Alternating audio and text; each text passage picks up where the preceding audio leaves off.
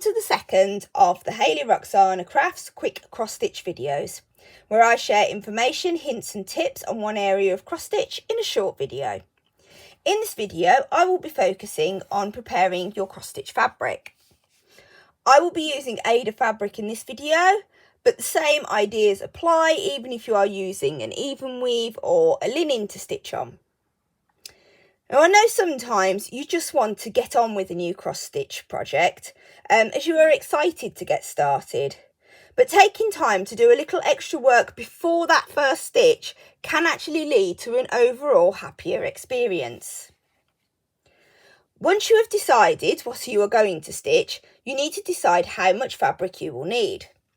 This not only depends on the size of the actual finished design, what you are going to do with it afterwards.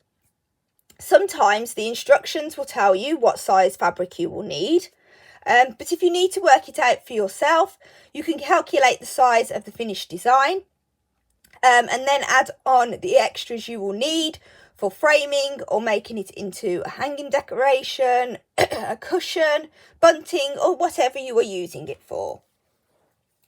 If you are still unsure, it's best to err on the side of caution and just add a little bit extra, as it's easier to trim down your fabric afterwards than try to make the fabric larger.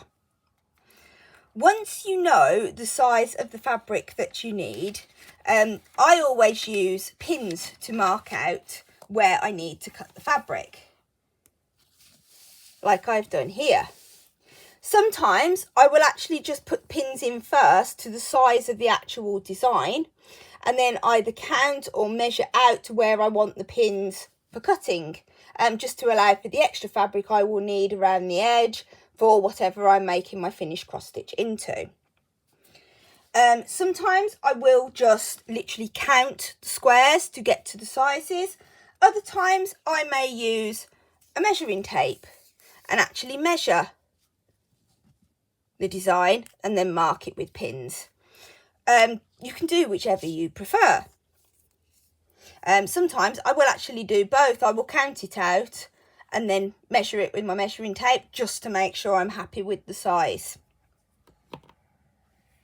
You then need to use a sharp pair of scissors. So I've got these fabric scissors to cut the fabric, and I always use the holes as a guide on where to cut.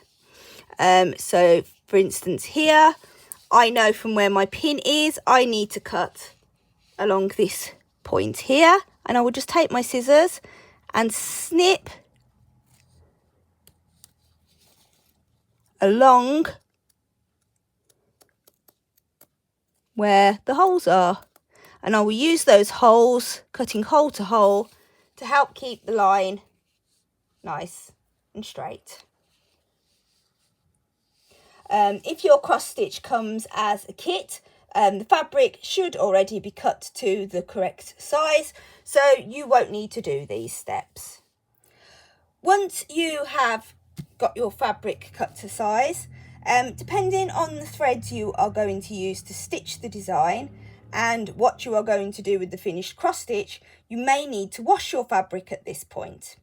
So for example, if you are using threads that might run in the wash, such as a hand-dyed thread, you may need to wash the fabric first, as you won't be able to wash it afterwards. If you are able to wash the finished cross stitch design, I wouldn't bother washing the fabric at this point. Next, you need to consider if the edges are going to need protecting from fraying whilst you stitch. For a smaller piece, it will probably be fine to just leave the fabric as it is. But for a larger piece, one option to prevent fraying is to add masking tape to the edges.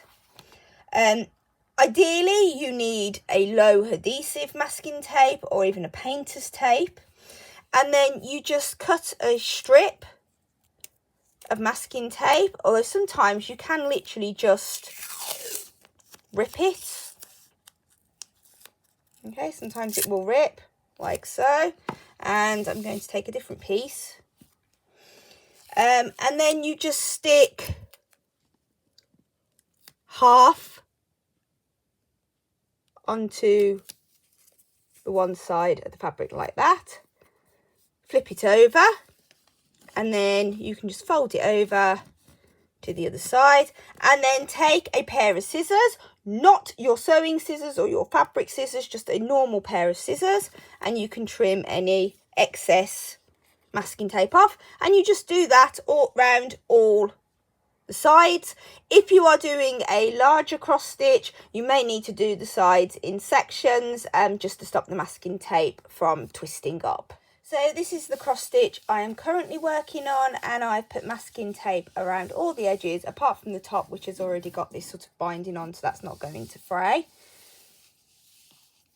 If you are using masking tape to protect your edges, you may want to add just a couple of extra rows before you cut your fabric, just to allow for some fraying that can happen as you remove the masking tape once you've finished your project. An alternative, although slightly longer method, is to sew your edges. I use blanket stitch for this, so I will give you a quick demonstration of blanket stitch. I start off by going through the front of my fabric and just securing my thread with like a loop start, like so.